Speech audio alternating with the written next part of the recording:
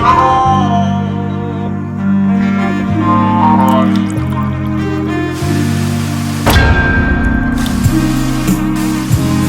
cap sauce. We pour it so you can drip. With producer Dwayne Omarr. Welcome to No Cap Sauce. This is our premiere video 1 right here on my official YouTube channel. I will stream live on Tuesday evenings as time permits, but I will post content every single week. This is called the No Cap Sauce.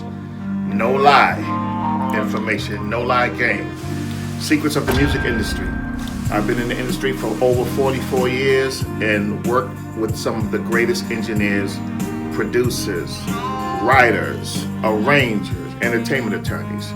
Just to name a few, I've worked with folks that I've worked with: Michael Jackson, Janet Jackson, Christina Aguilera, Biggie Smalls, Tupac. I can go on and on and on, and I got some game to spit free of charge. So come back here, your one-stop information oasis. No cap sauce. And report so you can drip. Amen. I'd first like to go to the beginning. I'd like to go to the beginning on the streets of Boston. I will title this video Before New Edition, Before New Kids on the Block, Before Bobby Brown, There Were Mentors. When I was about 12 years old, I had a friend in high school named Dexter Dixon. Dexter Dixon lived in Castle Square. Those of you from Boston, you're familiar with Castle Square. The Castle Square apartments. And he told me he had a cousin by the name of PC, aka Prince Charles, aka Prince Charles Alexander. And I had heard of him because I've heard his records. He had records booming on the radio, In the Streets, Tight Jeans, Passionate Love Affair, on the Solid Platinum label. And that was a big deal in Boston because at the time, we only really had one black radio station, and it was an AM station.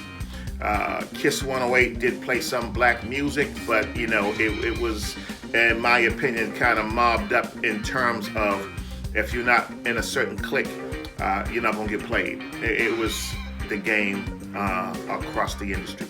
So anyway, one day after school, Dexter took me to his cousin. Is his cousin or uncle? I think it was his cousin, Charles's house. I went there, brought my bass guitar. I had been playing a few months, and the only gigs up until that time I had done was playing a wedding at the Winthrop Yacht Club as a bassist for Mago Thunder. Shout out to Mago and 9.9, Leslie, Wanda, Lisa, God bless all y'all.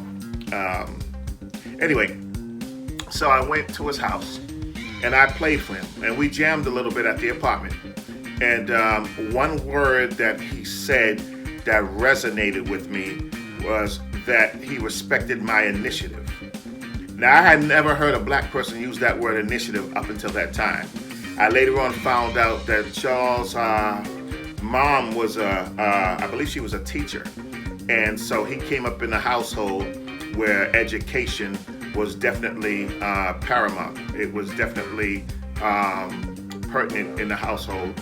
And he, he used these words. So anyway, I went home and looked up initiative, and I found out what it meant. So fast forwarding, a few weeks later, he introduced me to who was his manager at the time by the name of Tony Rose. Tony Rose had been an executive at RCA Records at the time, or sometime prior to that, and went on to start his own label. Anyone that knows Tony Rose is a brilliant man who always had side hustle.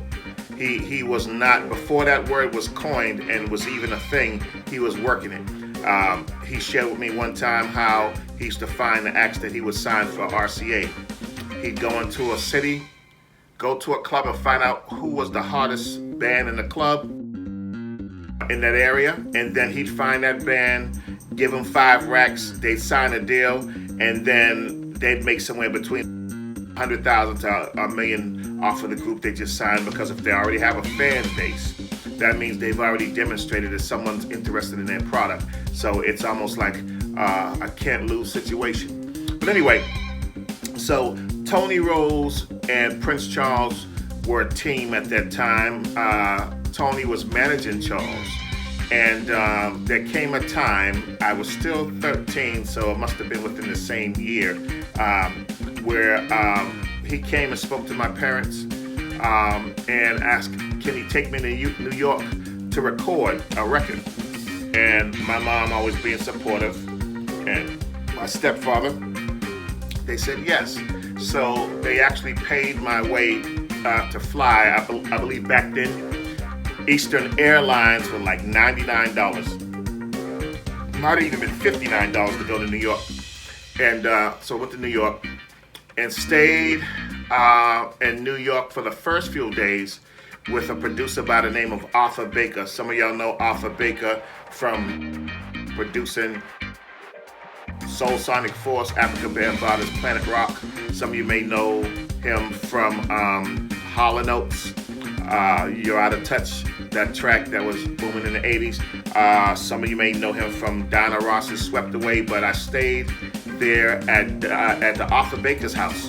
And one thing I noticed about Arthur didn't talk much.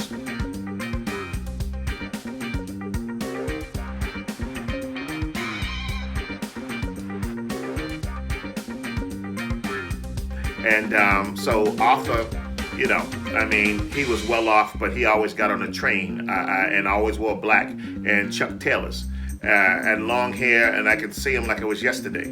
But anyway, so I stayed at Arthur Baker's house until a few days went by, and his wife, who was an artist by the name of Tina B, said she wasn't comfortable with me staying there. I don't know why. I was only 13, but anyway, it is what it is, you know, call it what you want. So I ended up going to a hotel.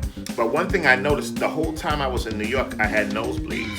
It was my first time in New York, and that's another story for another time. But we ended up in the studio. I think it was Battery, if I'm not mistaken. I think it was Battery. But Charles had composed a track, and later it ended up being called Bush Beat. You can Google record Bush Beat. The song was called Love It or Beat the Bush by Slick. Now in the studio was only Prince Charles and myself. I believe I played bass and guitar on it. And Prince Charles played everything else.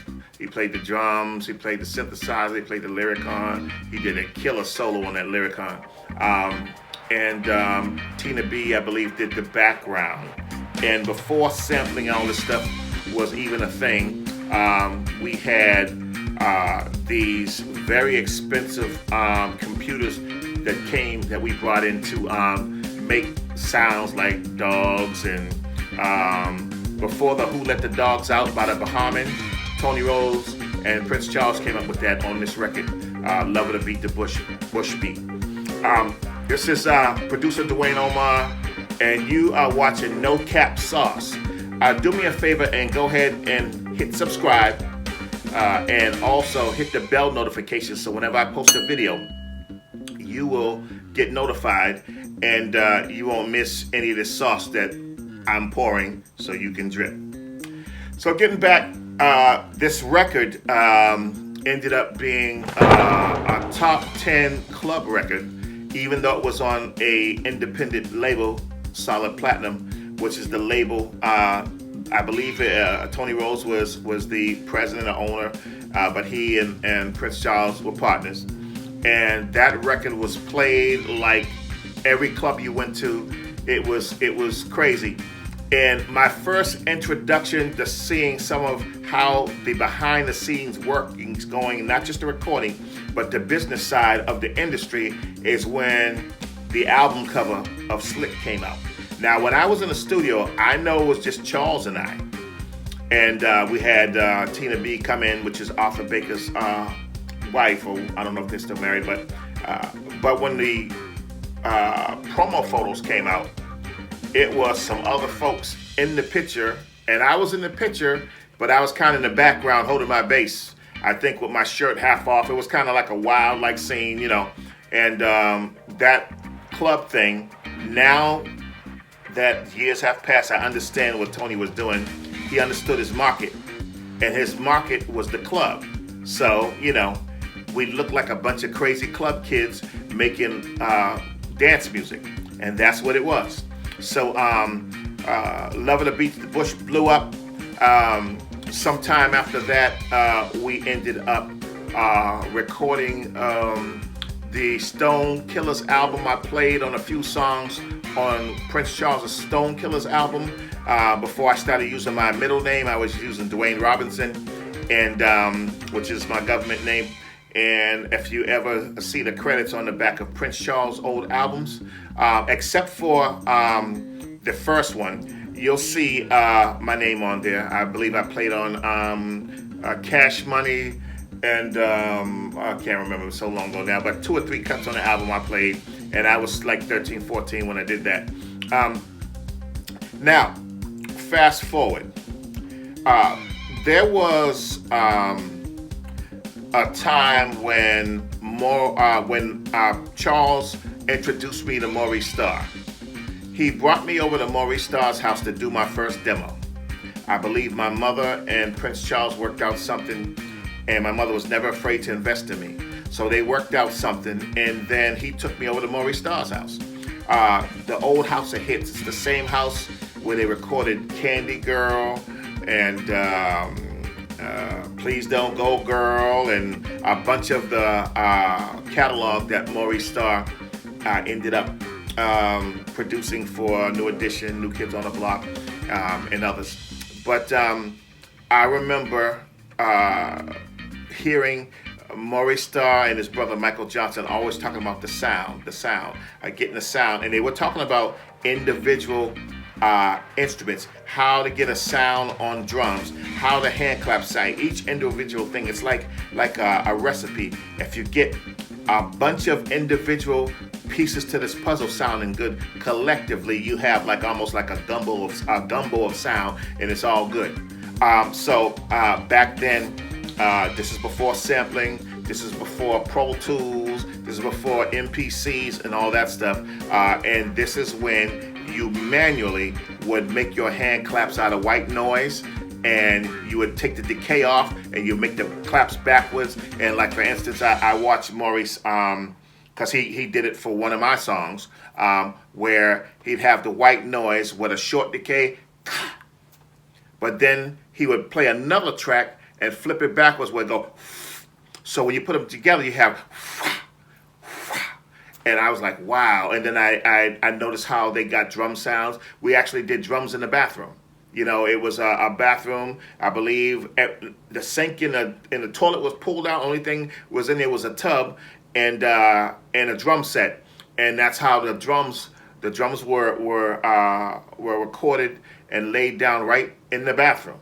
So anyway, I got to work with Maurice Starr and Prince Charles on my first 3 songs that I wrote. One was an instrumental, which I don't remember the name of. One was a ballad called For You, and the other one was called Girl Talk. And Prince Charles played the most beautiful flute on For You. I couldn't sing my way out of paper bag back then, but I did the best I could. And the song was called For You. Very limited vocals, very basic lyrical content. But by that time, I think I was 14. I was just getting my teeth cut on production and writing, and how something was structured from the very beginning. So I got to work with some of the most prolific, brilliant, and genius in business, and Tony Rose, in music and theory with Prince Charles, and creativity with Prince Charles and Maurice Starr at that time, and I was 14. So the mentors that you surround yourself with are extremely vital and important in your upward mobility, because fast forward, Maurice Starr. If there was no Maurice Starr, there would have never been a New Edition, a New Kids on the Block, an NSYNC, a Bobby Brown, a Backstreet Boys. I can go on and on and on and on. And Prince Charles, for those that may not know, Prince Charles ended up doing Aretha Franklin, mixing and recording Biggie Smalls, working with, oh my goodness, Kashif, Puff Daddy, Mary J. Blige. I can go Sting, on and on and on. But even back then, before they had blown up to that level, they were still as genius as they are now, even back then. The Boston music scene back then had some other local acts that were making noise, like the Superiors, who ended up signing with Motown at one point, and the Achievements. Shout out to Noel and Tony Henderson, because as a result of me working on some of their demos is how I ended up working with Ralph Tresvant. So you can't be afraid to put some sweat equity in. You can't be afraid of selling yourself in the form of no one will know what you can do unless they see it. And most people are busy, and most people are selfish. So if it's something that does not benefit them, why should they give you their time? Well, you have to demonstrate why you should get their time, just like when you're dealing with a label or a manager or a production company. At the end of the day, the music business is a business. It's very political, and if you are gun shy when it comes to politics, then you don't want to get in the music business, because you'll end up spinning your wheels and wondering why you're not getting anywhere. This is No Cap Sauce with producer Dwayne Omarr. Do me a favor and hit that subscribe button to make sure that every time, and don't forget the bell notification to make sure every time I post a video, you are aware. Monthly, I will be giving away prizes and just picking a subscriber random. This video is sponsored by Sonia Lee Robinson, author of Counting Your Blessings Journal, on Amazon. Go cop that. Thank you for watching. Don't forget to subscribe and hit the notification bell. Tune in next week for part 2.